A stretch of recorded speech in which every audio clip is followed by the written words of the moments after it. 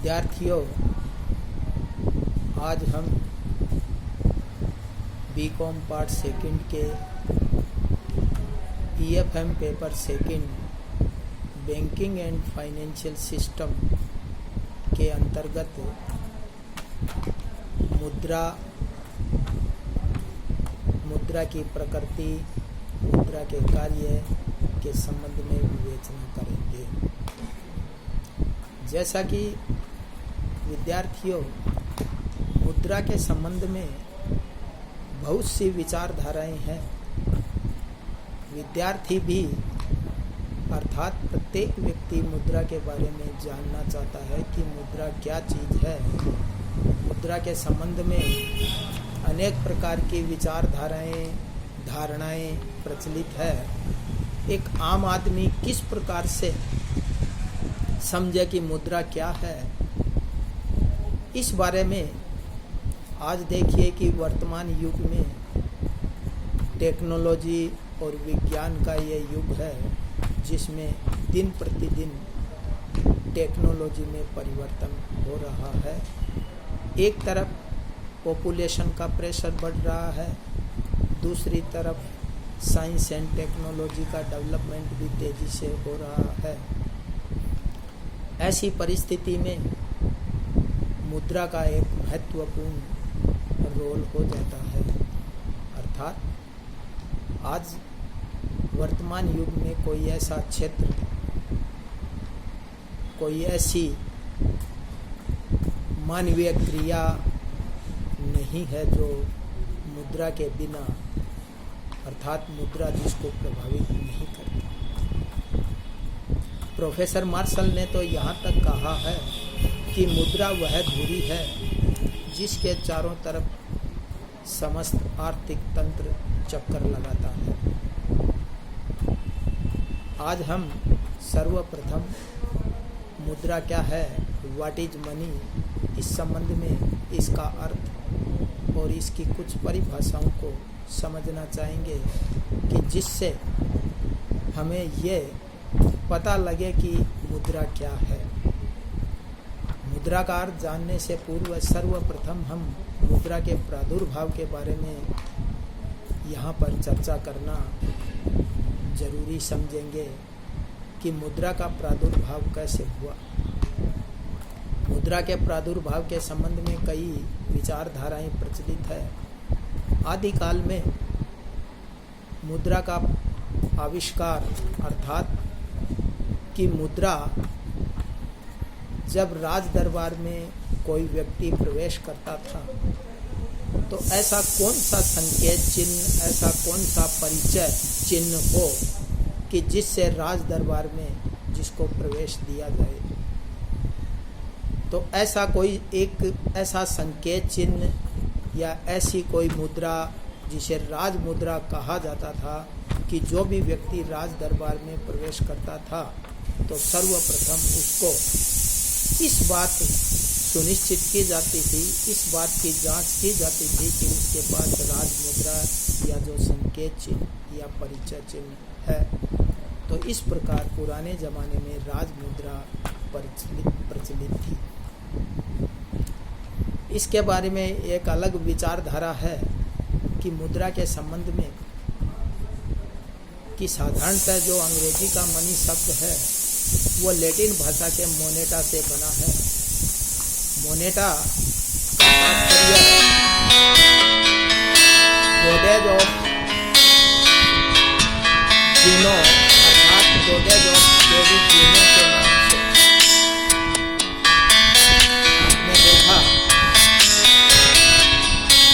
कि देवी जूनो को रोम में बहुत ही एक आकर्षक रूप से या इसे स्वर्ग की रानी के रूप में जाना जाता था। अर्थात देवी जूनो के मंदिर में मुख्य रूप से सिक्कों की ढलाई का कार्य किया जाता था। कालांतर में इसे ही सिक्कों की ढलाई के कार्य करने के कारण इसे मुद्रा के रूप में जाना जाने लगा। मोनेटा शब्द था वो आगे चलकर मुद्रा के रूप में प्रचलित हुआ। एक और विचारधारा है कि जो मनी शब्द है उसका लैटिन भाषा में पिक्यूनिया शब्द से माना जाता है उद्भव। पिक्यूनिया शब्द पिकस शब्द से बना है, अर्थात पिकस का अर्थ पशुधन। पुराने जमाने में पशुधन को भी मुद्रा के रूप में काम में लिया जाता था, प्रचलन था। इसलिए कालांतर में इसी से मनी शब्द प्रचलित हुआ। इस प्रकार मुद्रा की विचारधाराएं अर्थात उद्भव कैसे हुआ। अब हम जानना चाहेंगे कि मुद्रा का अर्थ क्या है। मुद्रा के अर्थ को भली भांति समझने के लिए हम सर्वप्रथम मुद्रा की परिभाषाओं का अध्ययन करना चाहेंगे। मुद्रा की अनेक प्रकार की परिभाषाएं दी गई है। अलग अलग अर्थशास्त्रियों ने इसे अपने अपने ढंग से परिभाषित करने का प्रयास किया है। मुद्रा की परिभाषाओं को परिभाषित करते समय हम इसे दो भागों में बांटकर अध्ययन करना चाहेंगे। पहली परिभाषा विचारधारा के आधार पर और दूसरी परिभाषा प्रकृति के अनुसार। विचारधारा के अनुसार मुद्रा के क्षेत्र में विश्वास पर आधारित मुद्रा की परिभाषाओं में व्यापक, संकीर्ण और आधुनिक दृष्टिकोण का संकेत मिलता है। विचारधारा के अनुसार मुद्रा को मुख्य रूप से तीन भागों में बांटकर परिभाषित किया गया है। प्रथम संकुचित विचारधारा या संकुचित परिभाषा। इसके अंतर्गत प्रोफेसर रॉबर्टसन ने कहा है, मुद्रा एक ऐसी वस्तु है जो अन्य वस्तुओं के मूल्यों के भुगतान में अथवा व्यावसायिक दायित्वों को निपटाने में विस्तृत रूप से स्वीकार की जाती है। उसने केवल धातु मुद्रा को ही मुद्रा की श्रेणी में शामिल किया है, जिसने मुद्रा के क्षेत्र को अत्यधिक संकुचित कर दिया। दूसरा, विचारधारा के अनुसार दूसरी परिभाषा व्यापक दृष्टिकोण पर आधारित अर्थात व्यापक विचारधारा की परिभाषा। इसके अंतर्गत प्रोफेसर हार्ट्सले विदर्स ने इसे परिभाषित किया है बड़े ही अच्छे ढंग से। मुद्रा वह है जो मुद्रा का कार्य करे। Money is what money does. इस प्रकार प्रोफेसर कोल के अनुसार मुद्रा केवल क्रय शक्ति है जो वस्तुएं खरीदती है। यह दोनों परिभाषाएं व्यापक दृष्टिकोण पर आधारित है, अर्थात मुद्रा के इसके अंतर्गत मुद्रा के कार्य करने वाली कोई भी वस्तु को मुद्रा में समावेश किया जाता है, जिसके अंतर्गत धातु मुद्रा, पत्र मुद्रा, शाख मुद्रा आदि सभी मुद्रा इस मुद्रा क्षेत्र के अंतर्गत शामिल होती है। तीसरे प्रकार का आधुनिक दृष्टिकोण या उचित दृष्टिकोण की परिभाषाएं। इस वर्ग के अंतर्गत professor Ali, professor Marshall, professor Keynes की परिभाषाओं को शामिल किया जाता है, जिन्होंने संकुचित एवं व्यापक दृष्टिकोण के मध्य दृष्टिकोण को अपनाया है। इनके अनुसार मुद्रा के अंतर्गत धातु एवं कागजी मुद्रा को शामिल करते हैं। शाख मुद्रा को इन्होंने मुद्रा नहीं माना है। प्रोफेसर अली के अनुसार मुद्रा कोई भी वह वस्तु है जो विनिमय के माध्यम के रूप में स्वतंत्रता पूर्वक हस्तांतरित होती है तथा सामान्यतः ऋणों के अंतिम भुगतान के रूप में ग्रहण की जाती है। प्रोफेसर किन्स ने इसको इस प्रकार से परिभाषित करने का प्रयास किया है, मुद्रा वह है जिसको देकर ऋण प्रसंविदों तथा कीमत प्रसंविदों का भुगतान किया जाता है, जिसके रूप में सामान्य क्रय शक्ति का संचय किया जाता है। इस प्रकार यह परिभाषा एक आधुनिक एवं या उचित दृष्टिकोण पर आधारित परिभाषा कही जाती है। दूसरे प्रकार की जो परिभाषाएं हैं, वो परिभाषा प्रकृति के आधार पर परिभाषित किया गया है। मुद्रा की प्रकृति के अनुसार दी गई परिभाषाओं को मुख्य रूप से 3 वर्गों में बांटा गया है। प्रोफेसर नेप तथा हार्ट्रे ने इसे वैधानिकता के आधार पर परिभाषित किया है। प्रोफेसर हार्टले, विदर्स, टॉमस आदि ने इसे कार्यात्मक आधार पर परिभाषित किया है, जबकि कुछ अर्थशास्त्रियों ने इसे सर्वग्राहिता के आधार पर परिभाषित करने का प्रयास किया है। सर्वप्रथम हम वैधानिक परिभाषाएं, जैसे प्रोफेसर नेप और हार्ट्रे के अनुसार वे वस्तुएं ही मुद्रा है जिन्हें राज्य वैधानिक रूप से मुद्रा घोषित करे और वे वस्तुओं के भुगतान में विधिग्राही हो। प्रोफेसर नेप के अनुसार कोई भी वस्तु जो राज्य द्वारा मुद्रा घोषित कर दी जाती है, मुद्रा हो जाती है। इस प्रकार हार्ट्रे ने बताया है कि मुद्रा के 2 पहलू हैं। प्रथम यह हिसाब की इकाई है, दूसरी यह विधिग्राही है। दूसरे प्रकार की परिभाषा वर्णात्मक या कार्यात्मक परिभाषा, इसे कार्यों के आधार पर परिभाषित किया गया है, जिसके अंतर्गत मुख्य रूप से हार्टले, विदर्स की परिभाषा मुद्रा वह है जो मुद्रा का कार्य करे। इसमें वस्तु के रूप में और गुणों की अवहेलना करते हुए केवल मुद्रा के कार्यों को ही प्रधानता दी गई है। इसके अलावा प्रोफेसर कोलबोर्न के अनुसार मुद्रा वह है जो मूल्य मापक और भुगतान का साधन है। इसी प्रकार नोगारो के अनुसार मुद्रा वह वस्तु है जो विनिमय के माध्यम और मूल्यों के सामान्य मापक के रूप में कार्य करती है। इसी प्रकार की परिभाषा प्रोफेसर क्राउथर के अनुसार भी क्राउथर ने भी दी है। ऐसी परिभाषाओं में मुद्रा की सर्वग्राहिता तथा वैधानिक पहलुओं को नज़रअंदाज किया गया है। यह केवल मुद्रा के कार्यों को ही बल देती है। तीसरे प्रकार की जो परिभाषा दी गई है, सामान्य स्वीकृति या सर्वग्राहिता के आधार पर। यह परिभाषाएं मुख्य रूप से professor Seligman, Crowther, professor Keynes, walker आदि अर्थशास्त्रियों द्वारा दी गई है। सेलिगमैन के अनुसार मुद्रा वह वस्तु है जिसे सर्वग्राहिता प्राप्त हो।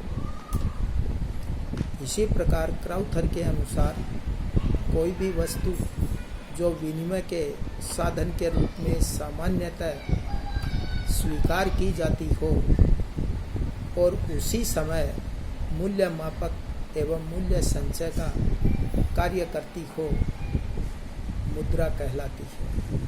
तो इस प्रकार मुद्रा को सामान्य स्वीकृति पर परिभाषित करने का प्रयास किया गया है। इसके अलावा जो मुद्रा की एक उचित परिभाषा क्या हो सकती है, तो मुद्रा की एक उचित या बहुत ही सरल साधारण भाषा में मुद्रा वह वस्तु है जिसमें विधिग्राहिता और सर्वग्राहिता का गुण विद्यमान हो। विधिग्राहिता का तात्पर्य अर्थात ऐसी वस्तु जिसे राज्य द्वारा या सरकार द्वारा मुद्रा घोषित किया गया हो, यदि कोई व्यक्ति इसे मुद्रा के रूप में स्वीकार नहीं करता है तो इसे राज द्वारा या राज्य द्वारा दंडित किया जा सकता है। दूसरा जो पहलू है सर्वग्राहिता का, सर्वग्राहिता के तात्पर्य अर्थात उसमें यूनिवर्सल एक्सेप्टेबिलिटी होनी चाहिए, अर्थात ऐसी वस्तु जिसे कोई भी व्यक्ति किसी भी स्थान पर जनसाधारण द्वारा बिना हिचकिचाहट के इसे लेन देन के रूप में या भुगतान के रूप में स्वीकार करता हो, तो ये दो गुण जिस वस्तु में हो उसे ही हम मुद्रा कह सकते हैं।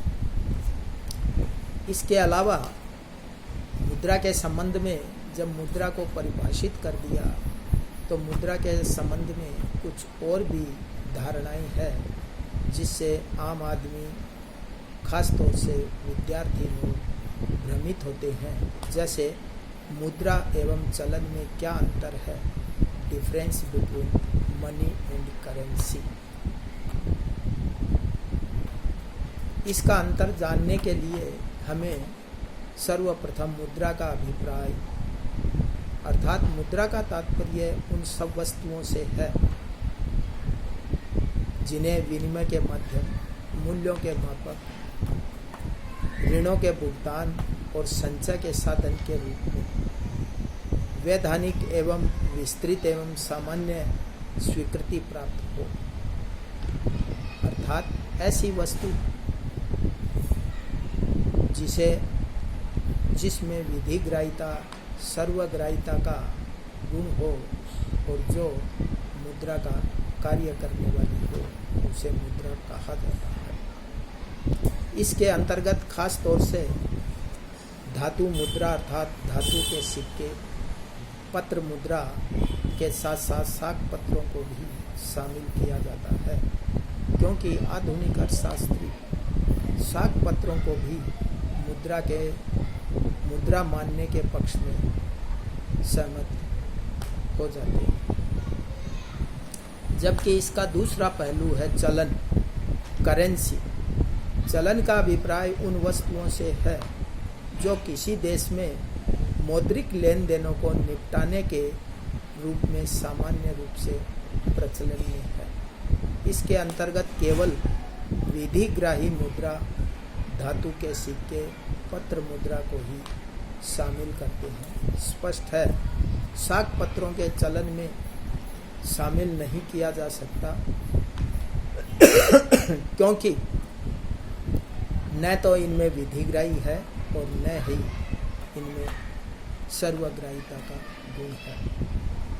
अर्थात वर्तमान में चलन के अंतर्गत भारत में जैसे रुपया प्रचलित है तो इसे करेंसी कहा जाता है कि भारत की करेंसी क्या है। अमेरिका की करेंसी जैसे डॉलर है, ब्रिटेन की करेंसी जैसे पौंड है। तो करेंसी का तात्पर्य है कि किसी भी देश में लेन देन के रूप में जो भी मुद्रा प्रचलित है उसे ही करेंसी कहा जाता है। इसके अलावा मुद्रा के संबंध में एक और अवधारणा प्रचलित है, जैसे निकट मुद्रा की अवधारणा, अर्थात मुद्रा के अलावा ऐसी वस्तुएं जिसे मुद्रा तो नहीं बल्कि उसे निकट मुद्रा माना जाता है। तो इस प्रकार कंसेप्ट ऑफ नियर मनी क्या है? निकट मुद्रा का अभिप्राय उन वस्तुओं, प्रपत्रों, परिसंपत्तियों से है जो वास्तव में मुद्रा तो नहीं है लेकिन जिन्हें आसानी से मुद्रा में बदला जा सकता है। यद्यपि ऐसी वस्तुओं के रूप में भुगतान में वैधानिकता और सामान्य स्वीकृति का गुण तो नहीं होता है, किंतु इनमें उच्च स्तर की तरलता पाई जाती है। इन्हें आसानी से मुद्रा में कन्वर्ट किया जा सकता है। उदाहरणार्थ जैसे ट्रेजरी बिल, बॉन्ड, अंश प्रमाण पत्र, सावधि खातों में जमा राशि, अल्पकालिक सरकारी प्रतिभूतियां आदि निकट मुद्रा के रूप में मानी जाती है। आधुनिक अर्थशास्त्री निकट मुद्रा को ही मुद्रा मानते हैं। अमेरिकन अर्थशास्त्री जैसे मिल्टन फ्रीडमैन बैंकों में जमा ऐसे धन को जो तत्काल मुद्रा में भुगतान के लिए उपलब्ध है, मुद्रा में सम्मिलित करने पर जोर देते हैं। इनके अनुसार इनमें उच्च स्तरीय मौद्रिक तरलता विद्यमान है, अतः वे सब वस्तुएं निकट मुद्रा कही जा सकती है जिन्हें आसानी से तत्काल मुद्रा के रूप में बदला जा सकता है।